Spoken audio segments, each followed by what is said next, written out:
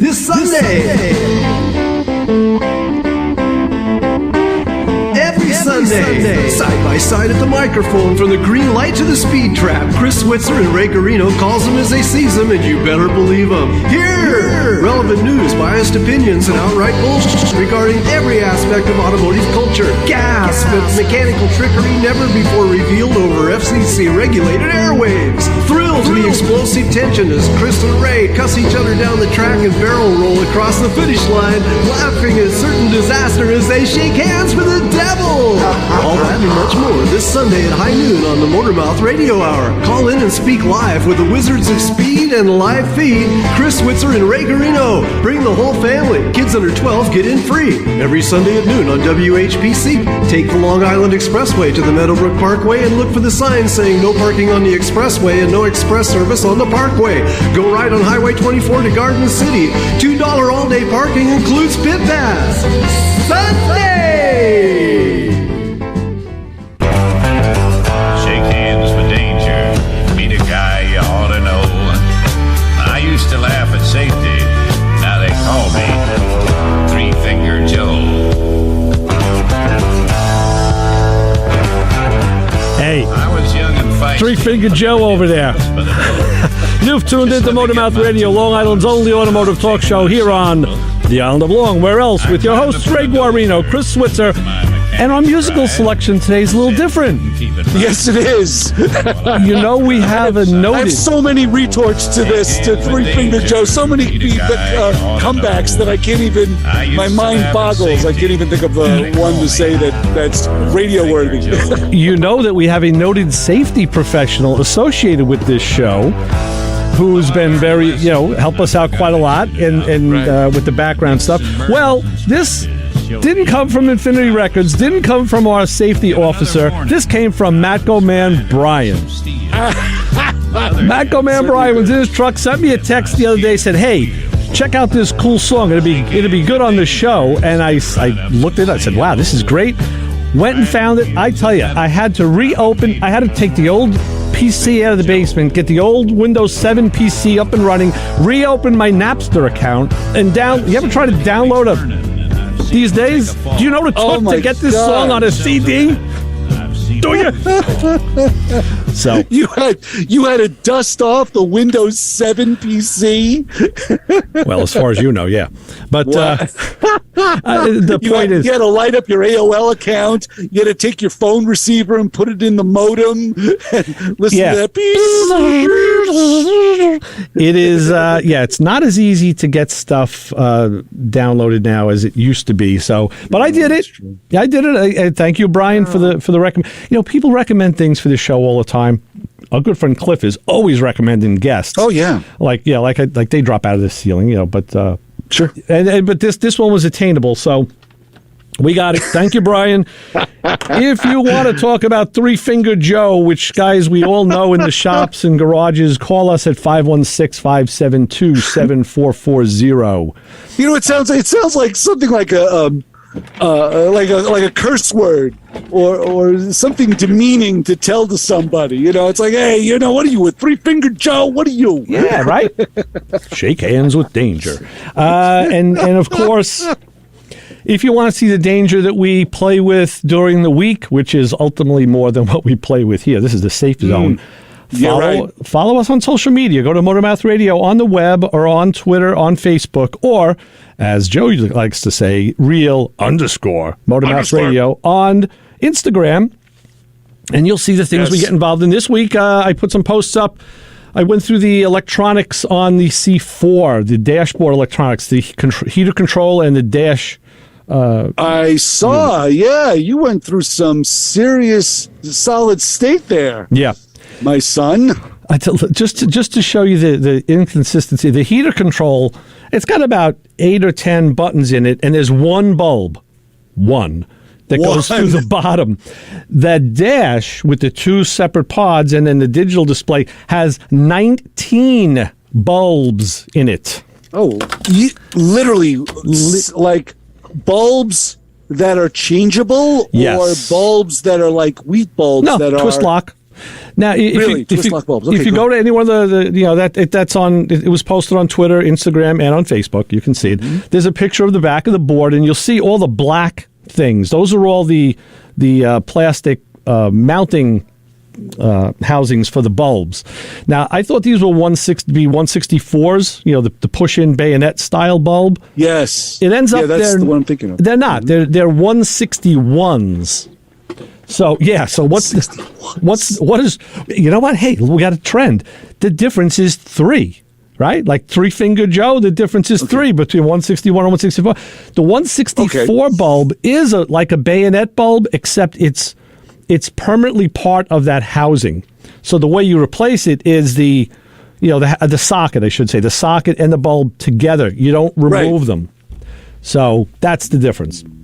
Okay. So what I did is due diligence. I took them out and I fired them up. There's a picture of with some real tiny little electronic leads, and I tested every one. I wanted to make sure they all worked before we put it back in, and they did. Obviously, yeah, sure. The thing I found was, I guess from years and age, this car is a '93. The bulbs had a little coating of schmutz on them, and if you don't know what that is, go to the Motor Mouth Radio decoder, and you can we have schmutz on there, I'm sure, or gack, or there's a lot of terms that intersperse. Schming is good. Yeah, that works too. And what it was, when you felt the bulb, the glass, you felt just a little bit of not quite a roughness, but you felt... It's like a coating of dust or a coating of something. That didn't come off, though, when you... So I took a microfiber cloth and I polished each one. And I said, okay. And then I tested them, and all 19... Look at you polishing all your bulbs. I polished them all. Smiling. Yes. Yes. You're a smiling dude now. And my fingers hurt, yeah. I hope you're proud. But they all worked, so, we put them back in, reinstalled them, and there you go. So that housing is going to be installed soon. I'm not doing that job. Mike is, because he's got the car. I was just going to... Oh, good. Just stop my question, because I was going to ask how was it removing the housing from the car? Okay. Apparently, he did talk about that, because we did take a drive. We took a ride to the UD yesterday, and we were talking to Doug about this, because Doug said, "Damn, how was that to do?" And Mike said, "No, it was pretty easy. There's a bunch of screws, I guess, that hold it into the dash." Right. And he said the only thing he had to do that he didn't want to do was drop the column down, because he got it mostly out. But then you need that little extra room. So there's two 14 or 15 millimeter bolts under there that you drop down, and the column falls, and then you pull the dash out. So, and he said it was easy. On top of the unit, you can see in one of the pictures in the back, there's an edge connector up top, and it just pushes into the female mating connector in the car. So, Okay, yeah, because the same thing was apparent when I was taking the instrument cluster out of the '84 C4 Corvette, where you would have it out, and it was just a matter of turning it, twisting it in a certain way to actually extract it from the dash, but you couldn't do it because the column was in the way, and I had one of those moments as well. I was like, oh, I got to take the column down, son of a good. And yeah, you had to drop the column onto the seat of the driver's seat, and then you were able to slide the instrument cluster out with no problem. But you know what? Yeah. That's really a very common thing, because a lot of the work I've done at the shop, a lot of times you have to just drop a column down sometimes you just have to loosen it and let it fall a little. Sometimes you have to actually let it fall onto the steering wheel, onto the seat to get at something. But yeah, usually it's just 2 bolts. It's not hard, and there's a joint at the bottom, so the column just flops around there. It's, right. You're not compromising the integrity of the steering of the car. No. Well, just holding it up on a dash. I mean, that's really all it is. So I found out that I learned something about Mike yesterday that I didn't know. Well, I could have guessed it. I would have guessed it, in fact, yes. Mike, the mind boggles. What? Mike actually likes hanging out at the UD as much as I do.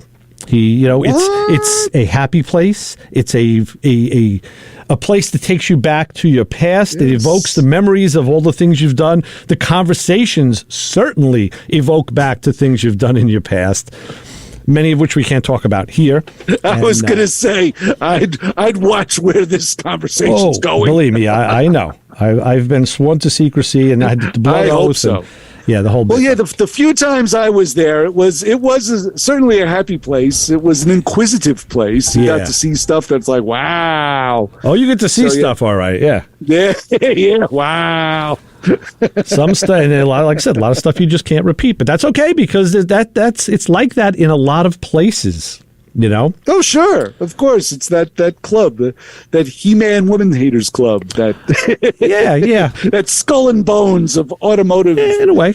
Right? Remember Skull and Bones? That's old. That's old news. That's from the late 80s. Right. Go look it up. Go on Dr. Google. Go look up Skull and Bones, all you youngins. You'll know what that is. Right. So I have to bring up something that we spoke about last week. Okay. With the tracker, the tracker ordeals. Good, because I have something for you on that as well. Oh, good. Because as Dougie had mentioned, and as Macro Man Brian mentioned also as well, if you pull up on the emergency brake, I think it was, a couple of clicks, that it will turn the headlights off, the safety lights, because that's basically what they are. They're running lights DRLs, that are masquerading as regular headlights. Same lights. They're just, why they put a light switch on the stalk of the steering wheel is beyond me, because the lights always stay on. I mean, they stay on. You can turn the light switch on. The parking lights come on with the safety headlights, but the lights are always on. Yeah, it's not full brightness though. Well, this one is. It I don't really know. is full brightness. I have DRLs in the Toyota, and they're not full brightness. But anyway, so yeah. So I go to pull on the emergency brake, the couple of clicks, and guess what happened? What happened? Nothing. Okay. The lights stayed on. All right. So I want to tell you something. What? I was at the UD yesterday, right? Yeah. And I think Doug brought it up, or I brought it up. He says, "Come over here. My tracker's here." I'm like, okay. He goes, I want you to see this. So we went over. He got in the tracker. He put the key on. He goes, you see? The lights are on. I'm like, yep, the lights are on. I was standing right there. He goes, watch this. And I watched him pull that handbrake. Not even one. It didn't even click. He just pulled it up. Not even one click. And those lights went out. Wow. And I said, okay, I have seen this with my own two eyes. You've seen it. You've been to the mountain. So we discussed it, and we thought that there may either be a switch in the parking brake assembly that yours is not working. Probably. I wouldn't be surprised. You know, or it could be, we were thinking about maybe an adjustment issue on the parking brake. Maybe it had to go a certain travel, but his didn't even go one click. And then when he did set the brake, it went up maybe, I'm going to say it went up maybe 30 degrees. So it went up pretty far. So if anything, I think his is probably out of adjustment. But so I don't think that's it. So there may be a switch in there, and it could be just a matter of just bypassing it, just jumping that switch. Because like I said, I saw it with my own two eyes, and I wouldn't tell you if I didn't. So okay, I believe you. And Doug says, make sure you tell Chris you saw it. I was like, you got it, brother. You got it. Got it. Message received. Oh, you're loud and clear. This is one of those things that it's going to be a twofold job. I do want to pull the cover off that houses the emergency brake handle. I want to get that cover off because, there's a bunch of schmutz, another Joeism, between the cracks of, I don't know, why people eat like granola bars or whatever it is. Boy, who you talking? Vehicles. I know, you know this all too well. Oh. But there's that little thin film of hairy sort of beige stuff, schmutz, sitting between the cracks of the console, between the seats. Right. I'm like, and I'm getting in there with a toothbrush, like a regular old scrubbing, like an old firm toothbrush, and I was scrubbing the heck out of this thing. And of course, it's not doing anything. So that stuff is rock hard, petrified in between the cracks of the plastic pieces. So that's got to come off just simply to get clean, because it skeeves me out just looking at it. Yeah. So I'm going to do that. I already did the back piece. I took that off and cleaned all that. But I also went ahead and did some brake service to the car. So this is actually, the step we're talking about now is going to be the last step in the brake job that I was doing, and that is adjusting that emergency brake handle.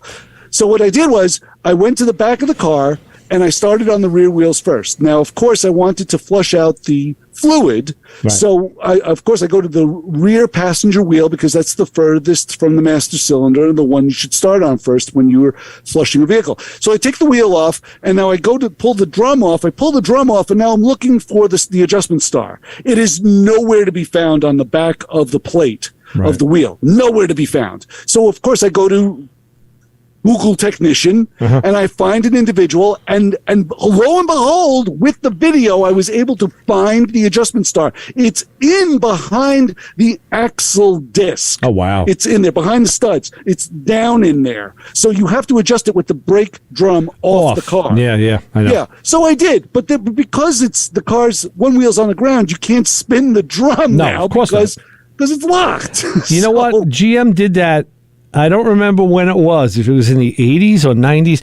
They did that as their technique. And I read something that said, I think Joe turned me on to this way back when, that people were over-adjusting the brakes. And even some technicians were over-adjusting. I remember when I was in shop class in the 70s, the teacher taught us you used to be able to adjust it through the back of the backing plate. And it was like, give that, with the wheel on the car, give it one spin. And if it went like a half to 3/4 of a rotation, that was good. If it went more, tighten it again.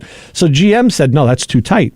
They want, and that's why they do it like that, because they want you to be able to put the drum on. They want enough airspace so that that drum can free spin without the shoes touching it.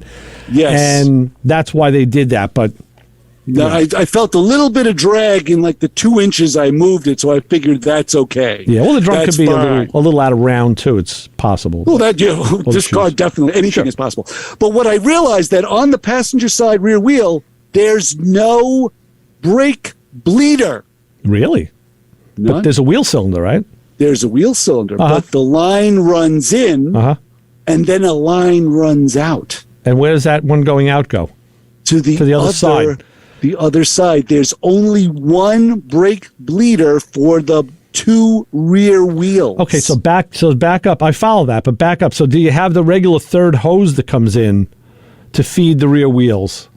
You usually have the brake hose in the rear that comes off the floor. Oh, yes, that's there. That comes off, but it goes to one cylinder, goes to the passenger cylinder, comes out of the passenger cylinder, and runs to the driver's cylinder. Okay. Wow, I've never seen that. And it terminates there. Yeah, right. I never saw this either. This is cheap vehicle assembly at its best.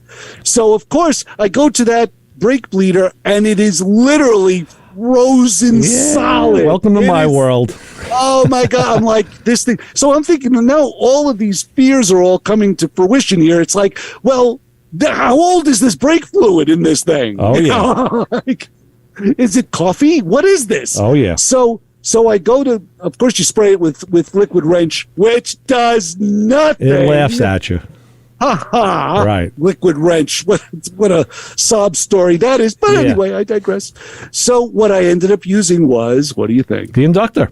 The inductor. Of course. That's my go-to tool. Oh, my gosh. But you have to be very careful. Oh, yeah. Oh, yeah. And the funny thing is I've done this before with other bleeder screws, because I assembled one of the inductor round circular metal, the coil, the heater elements, the coil. I made a smaller one that will fit over and I bent it in a way that you're able to get around it with the inductor, because the inductor is like this huge mag light sort of thing, obviously, and that wire that comes off it. So it takes up a lot of room. It does. So I had the wire element bent in a way that I can hold it over the bleeder and heat it up. Ray, I got that bleeder glowing red hot. Well, what was your technique? Was it just push and pray, or did you vary it, or what did you do? You just described in 3 words my whole automotive career. That's the whole. That's you can go back to your dating life too, I guess. But, no, I'll tell you something. That's any given Saturday night sometimes. Okay, so that's the fork in the road where we digress again, because when I do that, I'm very careful. I only induct it for a couple of seconds, maybe till I just see that first little tiny wisp of smoke. Oh, and then my stop. Son, you do not live life on the edge. No. Well, you know why? I'll tell you why. When I was restoring my Fiat to get it ready for the road, I had to rebuild all the brakes and everything. So I had the brake hose would not come out of the caliper. okay? Right. So, I'm sorry, no, it was the brake hose into the hard line into the caliper, the hard line into the brake hose. So, Okay. I had the hose disconnected from the caliper, so that end was open. Right. And at the time, I didn't have an inductor, so I used my propane torch, and I was heating the junction between the hose and the line. With the brake fluid in there. But the hose was disconnected. The master cylinder was empty. The system was. But there was still brake fluid present. There's always residual. That's my point. Because just by heating that with the hose open, so anything could come out, that hose went pow, and it. Yeah. And then the other side did the same thing. And I said, wow, the heat and brake fluid is really a bad combination. And I thought I was safe because the master was open, the fluid was out, the hose was disconnected, but no, it still blew. So with the inductor, I'm very careful because usually everything else that's in there, I don't want to have to change. I want to just get the bleeder broken. Now, I had to do that last on the tow truck and the flatbed at the shop. And those things are big, and I successfully did it. But again, I always varied it. I gave it a little heat at a time, and then I put a socket in. My really good Macro ratchet. It's great for that. It's a nice little custom ratchet Brian made me, and you can now tap it and move it and wiggle it back and forth, loosen a little, then tighten, loosen and tighten, and then maybe a little more heat from the inductor, and then play with it again. So I'm glad you got yours out. So what did you do when you took the bleeder screw out? How did you prepare that screw? I didn't take it out. Are you kidding me? Oh, you didn't? I loosened it enough that it actually functioned. And at that point I was like, leaving it alone. Well, you know what I like to do too? I take them out, and then what I do is I'll always squirt brake cleaner through the fitting to make sure that it's not clogged. No, that's actually a good idea. I would have done that if I was undoing the brake bleeder and no brake fluid came out. Yes, then the whole brake bleeder would have come out, and I would have performed that. Get the like a, what would you say, paper clip. Just get a paper clip and just get in there and kind of get all the crud out, which I've had to do in the past. But because it functioned, I was like, let's leave it alone. Yeah. Let's leave it alone. And it did. Functioned fine. Left it alone. And I was able to turn it out. I got about 3 turns out of it, turned it back in. I did exactly what you said, made sure that the threads were functioning correctly. You didn't feel any binding and it took a lot of patience. It's one of those things where you have to sit there and you're zen. You're like one with the universe. Nothing matters. This is the only thing I want to do today. Right. That was really how I handled it. Didn't rush the job, sat there. It was nice. It was warm. I had the sun on my back. It was good. So it was one of those type of jobs. And usually when you handle a job that way, 9 out of 10 times you get positive results. And this time was no different. So I did get the bleeder out. I was able to get the bleeder to function. I didn't take it off the car.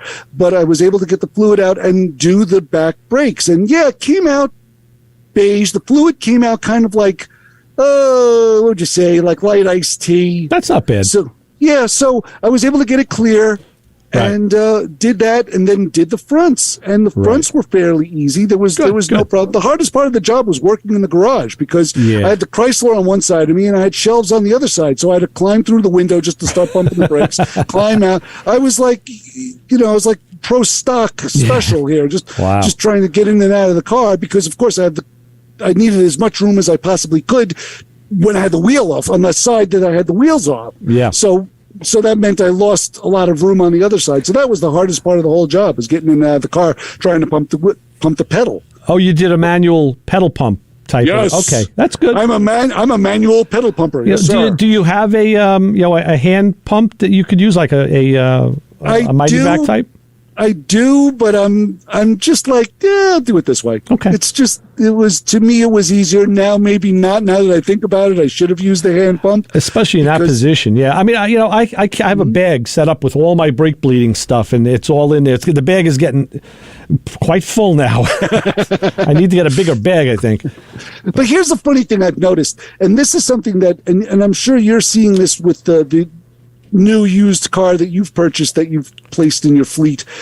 When I pulled the rear wheel off the back on the passenger side, I noticed that there's the inner plastic wheel well, and there was 2 of those press clips that were missing. Now, I think the car had a little bit of body work there, so I could understand that someone had tampered with it. But for crying out loud, they're just little plastic clips. Would someone just put them back? Yeah. No, they probably lost them. Just put them back. It cracks me up. Or maybe they broke them.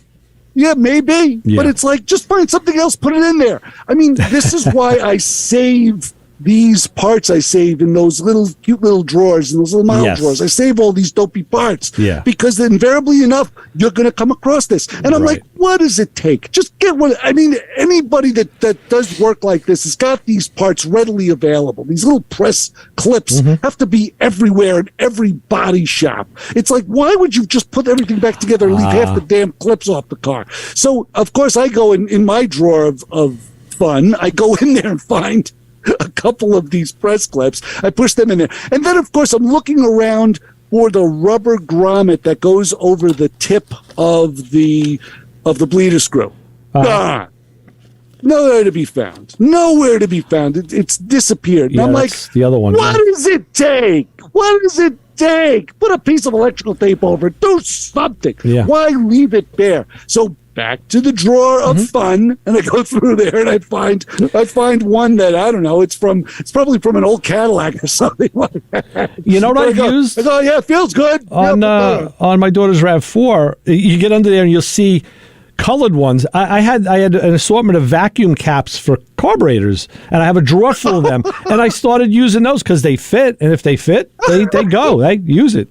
But it's funny.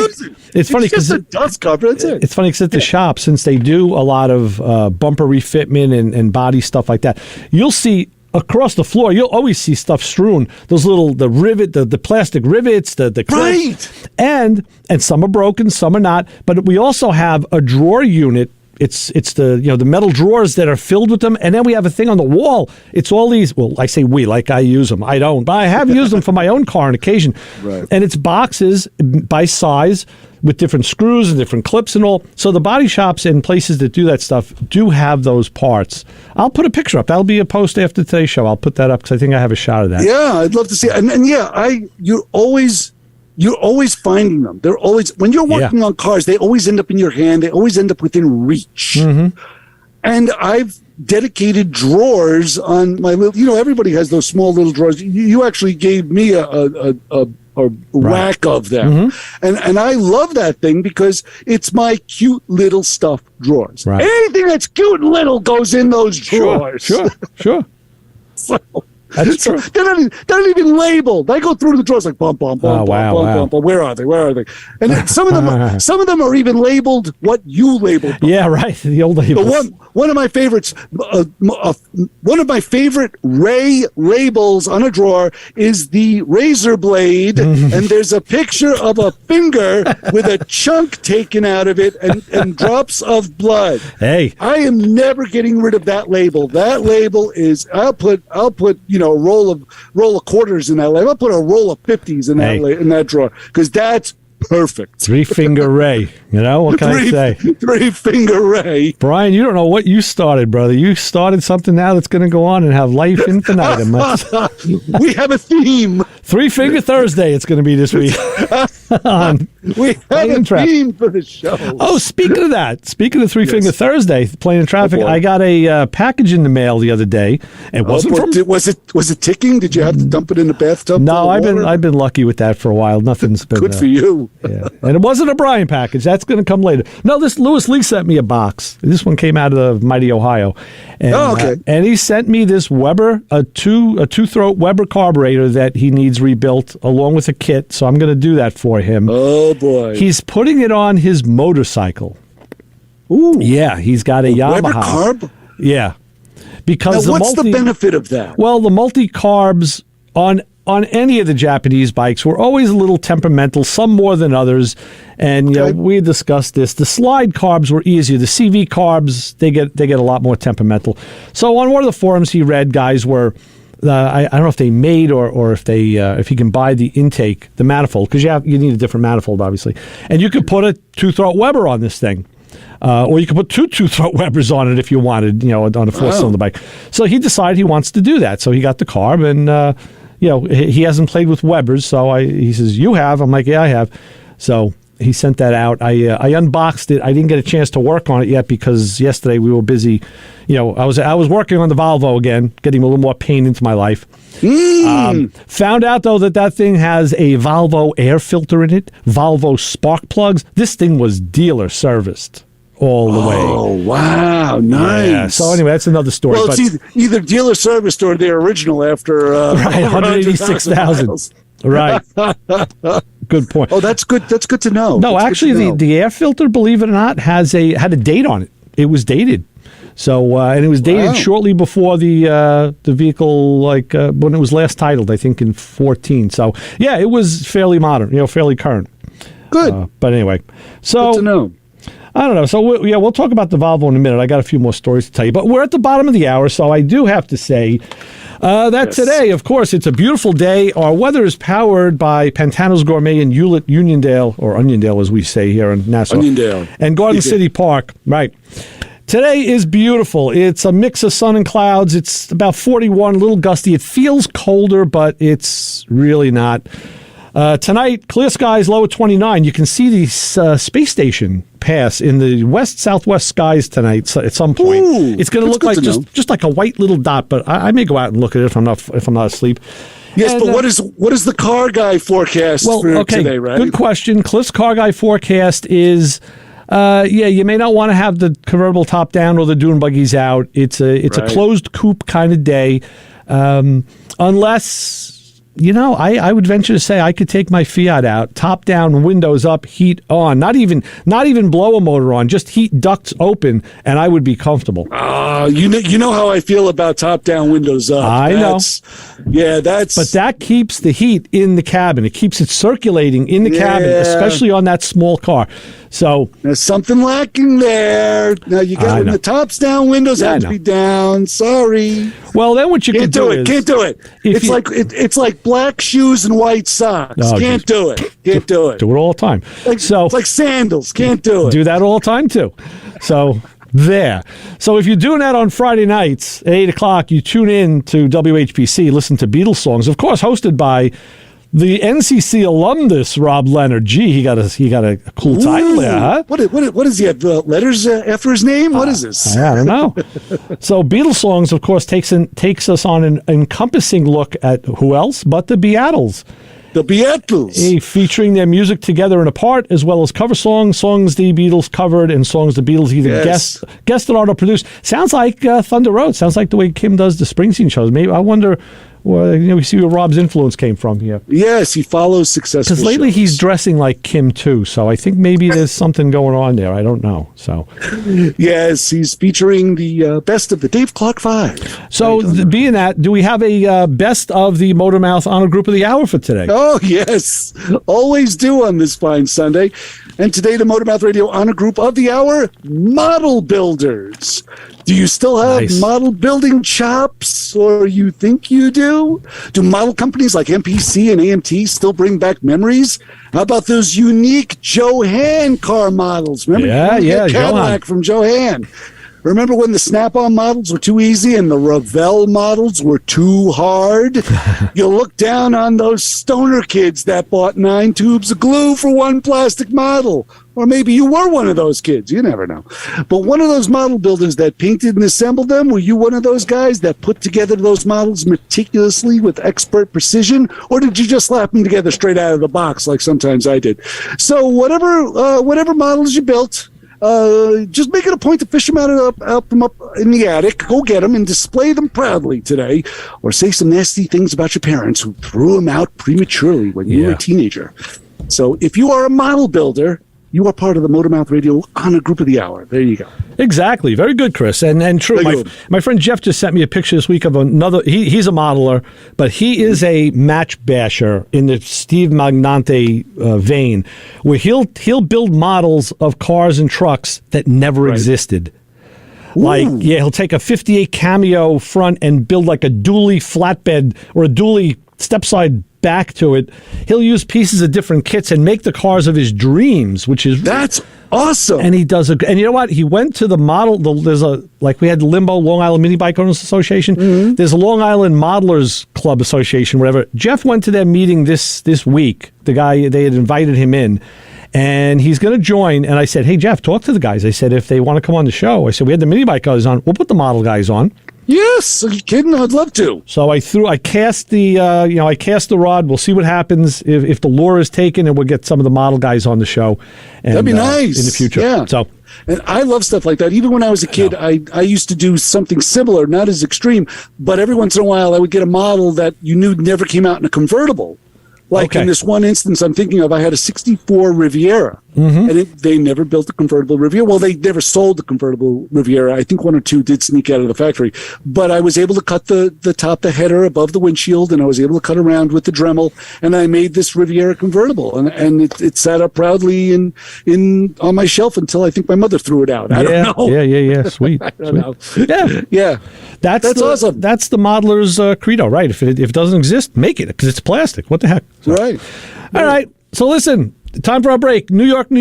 It sounds so good we had to say it twice. Three Finger Joe is too good not to play twice, so we're gonna play him again. Actually, that's not the guy. The guy's name is Jim Robertson. I have it on the CD. I'll have to tell you later. I think it's Jim Robertson or Robertson, something like that. So hang with us while we play. We're gonna play the new promo. The new promo is out, folks. It is here. You're gonna hear it today. First run on Motormouth Radio. So thank you again, Chris, for some great work on that. You do a great job on that promo. It's phenomenal. So thank you. Get your finger bandages ready, get your headsets on, and let's go on 90.3. Right. Get your tapes rolling. Tapes rolling. Start recording. On 90.3 WHPC. Here we go. Shake hands with danger. Meet a guy you ought to know. I used to laugh at safety. Now they call me Three Finger Joe. This show on 90.3 WHPC is brought to you by CarStar Celebrity Chase Collision, with 2 locations in Limerick and Oceanside, who remind you that New York State law says you always have the right to choose which shop will fix your car. CarStar Celebrity Chase Collision offers a full range of services, 24-hour towing between Montauk and Manhattan, shuttle service, and they can help you with a rental car arrangement if needed. All repairs include the CarStar Lifetime Nationwide Warranty, ensuring that the experts at Celebrity Chase Collision are always on your side. Y sí, hablamos español. More information is available at 516-593-0920 or online at celebritychasecollision.com. You're listening to the Motor Mouth. Hey, Ray and Chris. Did you guys read my mind? Okay, I appreciate you having me on. Wow, you guys finally figured it out. Motor Mouth. This is great. No more foolishness. I miss my paisans. You're a funny guy. I've been waiting for Sunday just to ask you guys this question. Our trained staff of 2 will help. Well, good afternoon, guys. I need a little advice. All right, so you got me to call in. All right. I don't know everything. You guys are mechanics. You guys have a great show. Thank you very much. I come with a tale of woe and a warning for the younger guys. Chris is doing jumping jacks. He's getting ready. Ray is right behind me. Every time I get off the air, I think, Motor Mouth. oh boy, they're never going to ask me back after that one.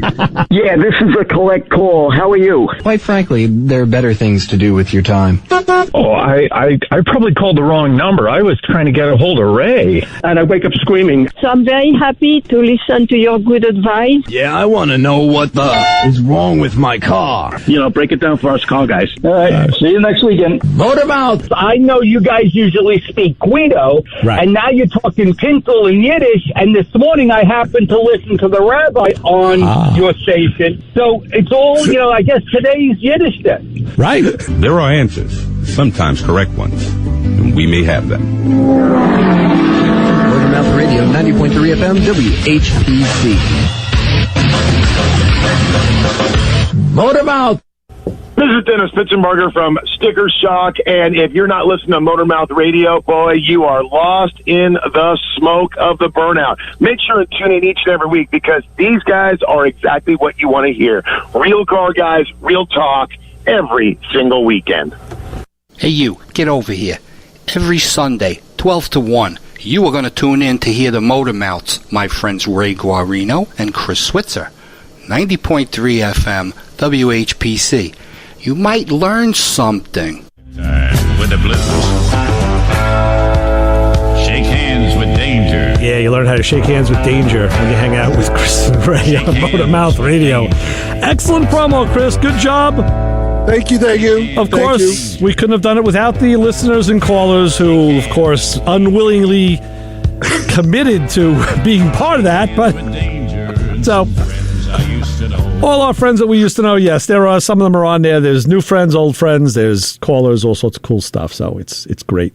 It is true. It's one of the things I truly enjoy doing, and there's so many parameters I set to myself whenever I do them, and a lot of them are that the callers and the guests are the ones that are primarily featured in the promo. You and I we can reserve our stories for like the Mother's Day show in May, but when it comes down to the promo, I like to leave it strictly to have the callers and the guests and the friends all shine. Right. They're all featured, and I think it's a lot of fun just going through it. And I also have to thank you because you send me a lot of those pieces. Yeah, I do the back end.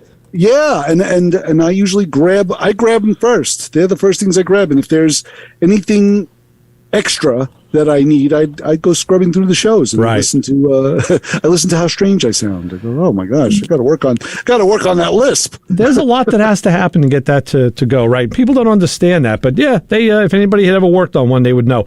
And just so everybody else knows, and yourself, the guy who did Shake Hands with Danger, that's Jim Stringer. So, and of course, I wrote it on the CD, not on the lem, so I couldn't read it while it was in the player.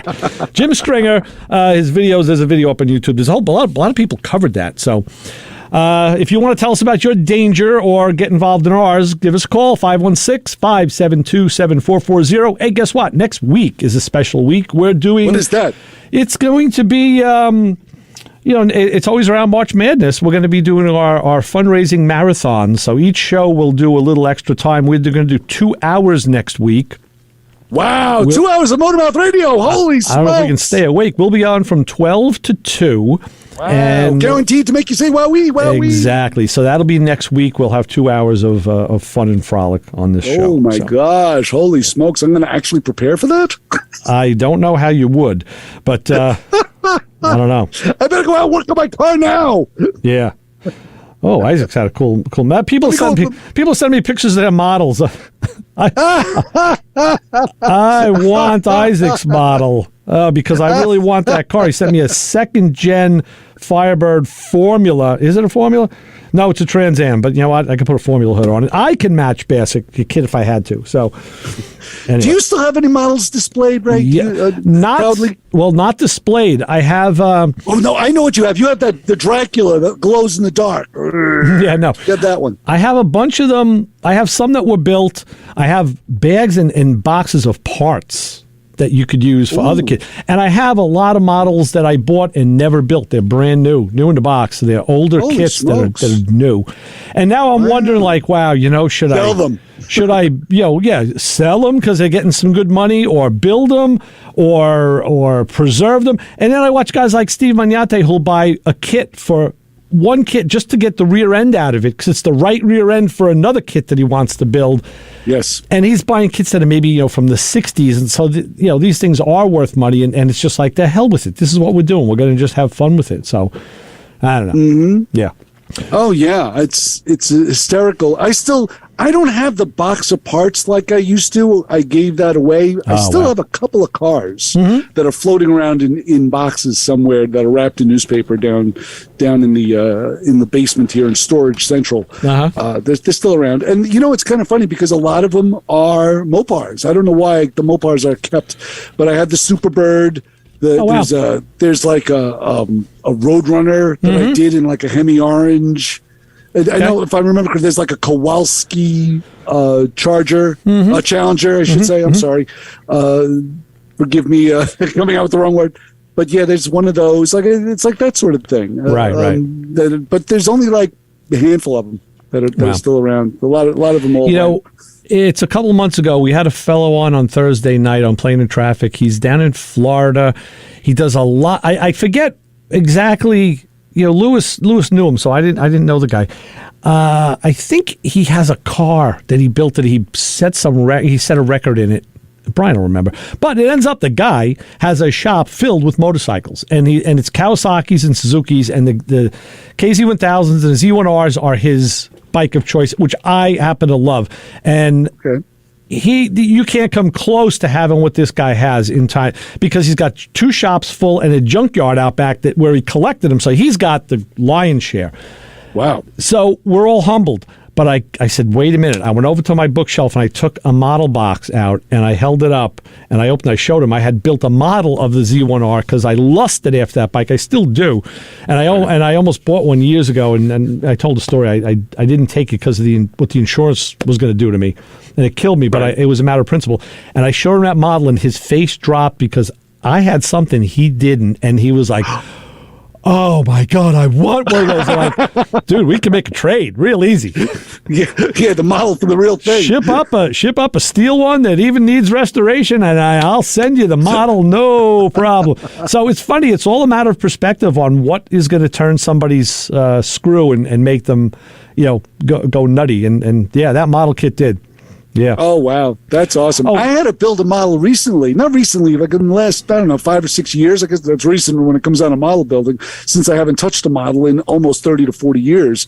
I had to build one, and it was literally one of those things where I completely forgot. Like, what's the first thing? I had to open up the model directions. Oh, wow. And when does a professional model builder take out the instructions, that folded map piece of paper, and start from, first part, second part? Who does that? Well, nobody does. No professional model builder. Car guys in general don't read any directions. We were talking about this. We were talking about this Thursday night. I was talking about this with Brian. How guys just don't read directions. They throw them out. I mean, I'm the direction.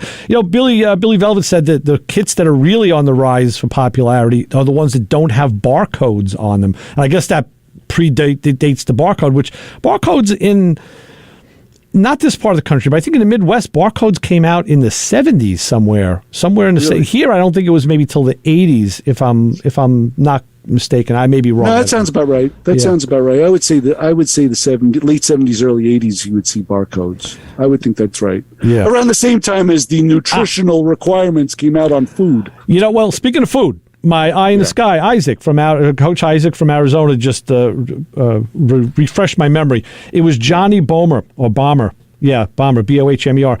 He has a record-setting Ford GT. That's what it was. You know what, Isaac? I was concentrating so much on the bikes, I wasn't even paying attention to his record-setting Ford GT. But he's the guy. Thank you, Isaac. You're exactly right. That was Johnny Bomber in Florida. I love the fact that we have eyes in the sky. I think it's great. Across the country. That just came in from Arizona. Come on. He had to wipe the snow off of it to get it to send. I think he had to go adjust the antenna in the, to get around the snow squall. Go fire up the generator. You never know, right? Never know. Hey, firing up stuff. You know what? Mackelman Brian is a true motor mouth. He's reviving an old project, his old Audi Quattro. He dragged it out of the back of his yard to a closer spot by the house, and he's getting it back, ready to get back on the road as a driver. What? Now I got to listen to Playing in Traffic now, because you're going to have Volvo Tales of Woe, and now I have to listen to Brian with an Audi? Audi? Why don't you just plunge the knife right in my heart now? I tell you what. An Audi? Are you kidding? Brian! Brian, I'll give you his, out of your mind? Brian, I'll give you his address. Just go over there and slap the crap out of him. Maybe he'll shut up. He'll stop fast. You raise your hand. I want to shake him, but I only have 2 hands. Yeah, 6'4" to 230 or 312. How I forget how big Brian. Let's put it this way: he's bigger than the both of us. So you ain't grabbing him. You'll grab him and shake. You'll come off the ground like this, shaking. I gotta stand on your shoulders to talk to him. Brian will be standing there like, yeah, come on. Yeah. What was that? Why an Audi? Why? Well, he had that car for many, many years. He drove it. Remember, Brian was a Porsche tech, so he knows how to work on this stuff. So, okay, that gives him. And he drove it back in the day. Half a reason. Yeah, he drove it back in the day. He loved it, and it got shelved. It went to the back 40. But now he decided to bring it back up as a daily driver, and he's reviving it. So good for him. Yeah, I want to hear the stories. I want to hear the stories. As far as the Volvo goes, I was telling Mike yesterday, the sad thing for me is, there's only one. Well, yeah, I create I guess, folders and all for all the cars I work on, and I keep statistics so I know torque specs and specifications. This car is coming in. I'm really giving it a go through, but then it's going right out. It's going down to North Carolina. It's going to right. So I'm not going to see it again. I'm not going to be the next guy to work on it. I'm going to be. It's just passing through, which really bothers me because, with her cars in the past, I was able to track them. And know when things needed to be done and whatnot. And, I told you have to put that folder in the car when it goes. To give to who? I don't even know. Well, actually, our good friend Rob down there, Rob Stuck, agreed to take a look at her, like the RAV4. It needs an oil change and a tire rotation, so maybe he'll work on a Volvo too. I don't know. Mm-hmm. But we'll see. I had a problem. One of the things that happened last week was the phone rang. So let's pick it up. Let's go to the phones and the fun and say hi. You're on with the Motor Mouths. Hey, how you doing today? Oh, Joe, what's going on? Are you three-finger Joe today or what? No, I still got all my fingers, at least as far as I know. But all right, good. Two things with the conversation today. As far as the old models, I remember years back when I was a kid, I had it was an MPC. It was a fantasy trike with the driver's cab was actually the old style German helmet. Okay. Yeah. I was kind of picturing it. I was picturing it as a C cab, and then you said German helmet. Then I'm thinking of the Red Baron. I'm thinking of Right. No, they did a trike of that. Okay. Yeah, World War I type. With the spike on it and the bell shape with a little bit of a swerve curve to it. So was it like a Harley UL or was it like a BMW or a Ural? I forget the specs on it. It was like I said, it was a fantasy thing. And again, as you said, my room when I moved out became storage, and things got put on top of each other and destroyed. Yep. Right. And the second thing is you're talking about with the instructions. Yeah. There was a model company. I think it was Nito. And what was it? I think it was SF3D. It was role-playing game thing where they actually modeled some of the futuristic battle equipment. Okay. And it was very detailed models, but everything was in Asian characters. Oh, boy. Yeah, good luck. That's like, hey, listen, that's like reading an IKEA diagram now, which is what I'm doing working on this Volvo. That's what it was. You had to go by the drawings, and if they were wrong on the drawings, forget it. Yep, gotcha. Wow, that's crazy. Wow. Yeah, good stuff, Holy Joe. Smokes! Good stuff. Oh, cool. Yeah. That's awesome stuff. Yeah, trying to build a model with the directions where everything is done in Chinese, Cyrillic crypto or something. Yeah, right. You're turning it upside down, right side up. It still looks the same. Right. Sometimes it looks better. Yeah, I had a friend see it, and he's like, where's the English version? He says, there is no English version. Yeah. Right. You're looking at it. That's when it becomes a match bash kit. You can do whatever you want with it, yeah. Right. Yep. Yeah, just build it the way you want. When was the last time you built a model, Joe? Oh, the problem is that I wind up getting a little bit too crazy with it, and I want to do different things or modify it, and I wind up, too many irons in the fire, so I wind up losing track of things. Right. Now I hear you. Sure. Okay. Yeah, join the club. Yeah, we're the same way. At least I was. Very good. But yeah, that's awesome. I've got a bunch of model kits sitting, mostly sci-fi stuff or whatever. But I got a bunch of stuff that's sitting either incomplete or waiting to be done, just like you were saying. Yeah. Yeah. So you're the one that has the Dracula that glows in the dark. Right. Probably. Oh, I think I had the Frankenstein and the guillotine. Oh, wow. I know which ones you're talking about, too. That's hysterical. Yeah. Right. And they're actually coming back with those things. Oh, cool. I think actually just to be a 14-year-old boy, you had to have them. It was like a rite of passage, a prerequisite. You have to have those things. Everything old is new again. Yeah, but my cousin lost his because his little brother was scared, so he put everything into a pot of boiling water. Nice. Very cool. Now it's the blob. Yeah, exactly. Exactly. Cool.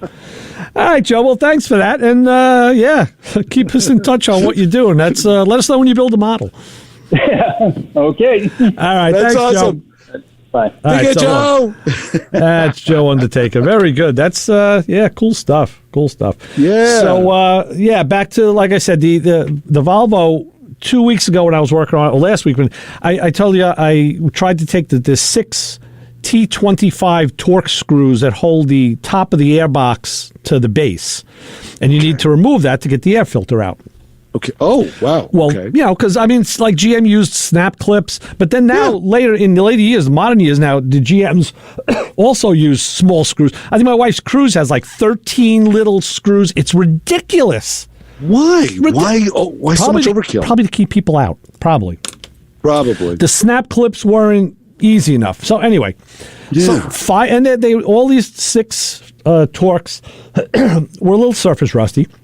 But I got the driver in and loosened 5, and the 6th one, which is in the blind corner, I couldn't get it to turn. Mm-hmm. So the Torx bit was slipping. So someone, I guess, had mangled it a little bit. So I tried the next smaller size. Sometimes it'll get in there. Now I took a punch and I was trying to fold over the ears of the Torx and then bang the Torx bit in. No, that didn't work. I couldn't get the screw loose. And literally, it's a very coarse screw, and it's very small, too. So once you break it, it's like 3 turns, and it's up. It's done. Yeah, you can get it out with your fingers, I'm sure. I couldn't get a bite because it's conical, so it's beveled this way. You couldn't get a pair of pliers on it. So yesterday, I'm looking at this again. I couldn't get anything in there to make a slice. So Mike looked at it. He says, well, what if you there's a fuse box right there. What if you take this out, then you have access? I said, okay, that's a possibility. But I looked, and the fuse box had a big arm that went down, and I saw at the bottom there was like a 10-millimeter bolt. And it looks like, it would come out easy, but the airbox comes out first. Then you take out so I'm like, wait. You still have to get that bolt out. So I'm like, wait, airbox coming out first. I started looking like, what's it going to be to take the whole airbox out? And I found out by taking the air tube off, taking the electrical connector off, and there's one stud that comes through the fender. I took the whole airbox, top and bottom off, brought it into the shop, and put the whiz wheel on it, was able to cut a slot in that screw, put a straight slot screwdriver in it, it came right out. Wow. So that was a plus, because I was going to have to try and find, half an airbox. Actually, there's a guy, Joe sent me a link to a guy who's in Connecticut who has Volvo. Sorry to hear that. But I queried him on some parts, and he hasn't gotten back to me yet. So I don't know if he's out of business or... Mm-hmm. Let me tell you real fast about parts in Connecticut, real fast about junkyards in Connecticut. I've been calling various junkyards in Connecticut looking for fuselage Chrysler, 69, 71, 72, anything, whatever it is. I'm looking for stuff. I'm just trying to canvass where these cars are in my home state. Well, I speak to an individual one time. Literally, he said to me, he goes, what are you looking for? So I told him, I'm looking for 69 to 71 Chrysler. He says, well, what part are you looking for? Which I've always gone through this dance with junkyard people. I said, I'm looking for the whole car because I need certain things. Well, I said, do you have the whole car? The best line out of a junkyard guy. He said to me, I'm not at the liberty to say. I went, it's a junkyard, right? You have cars that you pull parts off of, right? Look, that's as good as you asking your doctor, Doc, listen, what's the matter with me? What are the tests saying? He says, I can't tell you. Yeah. Like, what?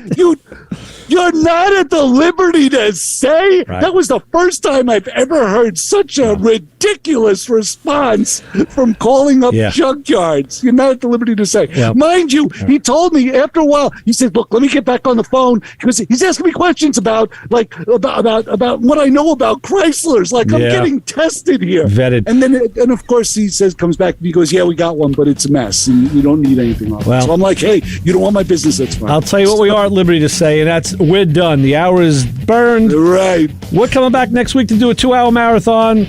So for Chris Switzer, Ray Guarino, Chris, what do we say to the people in the parking lot waiting for me?